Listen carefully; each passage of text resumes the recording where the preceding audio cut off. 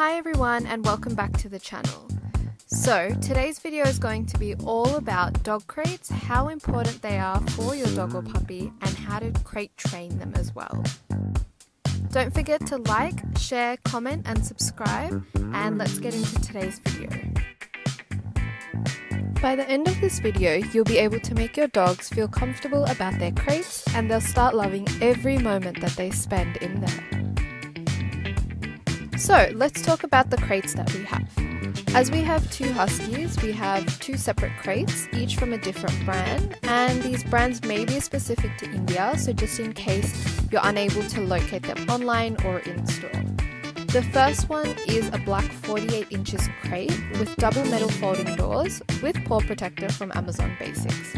So these are the metal doors and they open and close like so. And there's a plastic board at the bottom which can slide in and out like that. This will cost you around 4,000 Indian rupees, and I'll put the link in the description if you want to check it out for yourself. The next one I have is a blue 45 inches crate with double metal folding doors as well, but instead it's from Smarty Pet.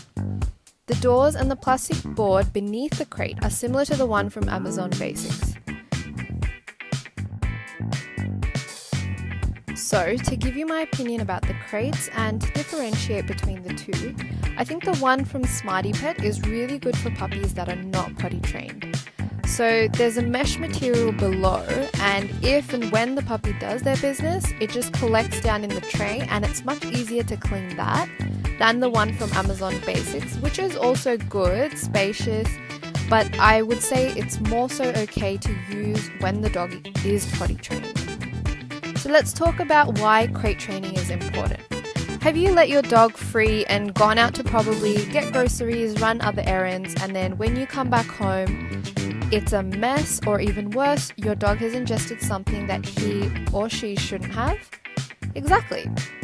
That is why we need crates. We're not really a big fan of tying up the dog with a leash and collar, and you might think, why not? That's what leashes and collars are made for. Well, number one, if the dog wants to move around or something excites them, they might choke on the collar. In India, we've seen a lot of owners tie their dogs up with a leash, which I think, not cool. Now, let's start with how to crate train your puppy. This applies to all breeds, not just Huskies, so I would say this is quite informative in a general sense. When you get your new crate, it should be placed in a common area where most of the family members reside. Probably, I would say the living room is the most suitable place.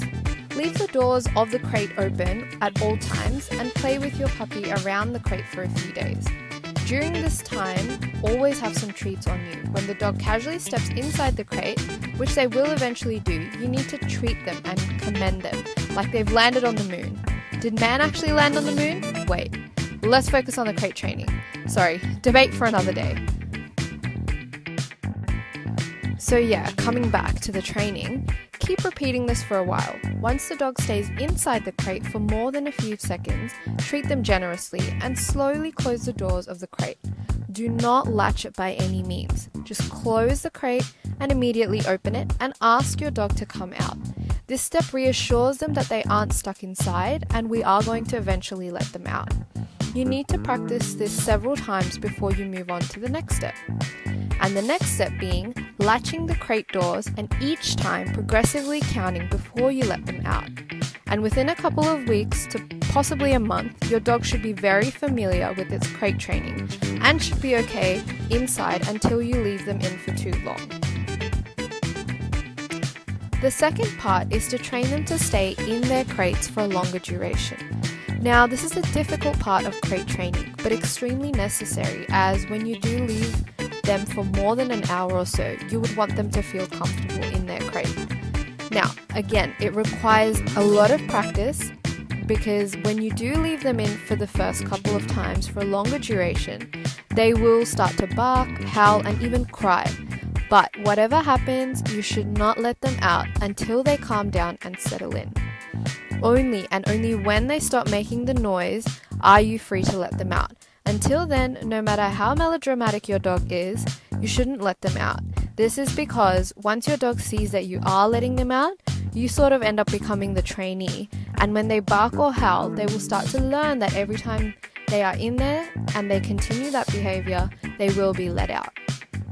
Once they get the sense that the crate is their space and is safe and comfortable, you can slowly introduce the word or command crate by standing next to the crate with a treat, and every time your dog goes in, appreciate them and treat them generously. Once you follow these steps, your dog will be able to do this.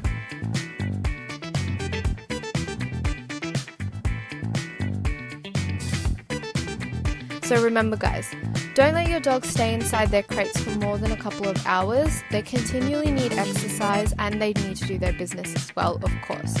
So I hope you enjoyed this video and we'll see you next time. Bye!